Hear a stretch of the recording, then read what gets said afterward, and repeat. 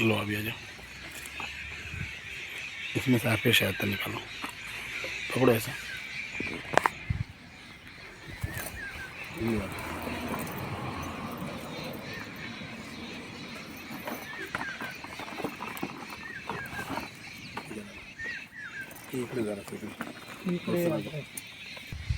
आम्ही धन्वंतरी कंपनीकडून आलेलो आहोत। मी राजेश कानबार बनखंडे आणि माझे मित्र दीपक भगत।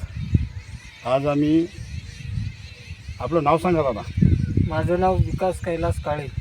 आम्ही तुम्हाला हे RPS 76 दिलं होतं हो बीज प्रक्रियेसाठी आणि त्याबद्दल बीजारूट हो तुम्हाला कसं वाटते?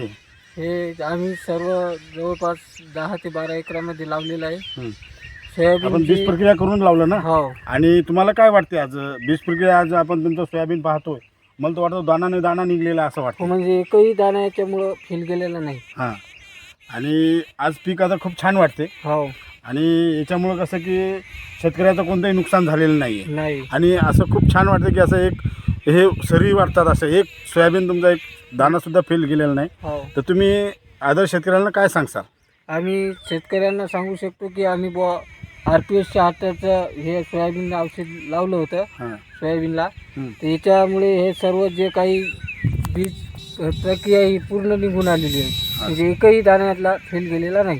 अच्छा दादा, धन्यवाद। आणि याच्यानंतर मी तुम्हाला आणखीन एक गोष्ट सांगतो, मी याला आपलं एक फवारणी आणि आपलं खत द्या, याच्यामुळं तुमचं जे सोयाबीन आहे दाणा टपुरा आणि समोर आपण बीज विकण्यासाठी आपण हे तयार करू, असं मी तुम्हाला सांगतो। धन्यवाद दादा, धन्यवाद।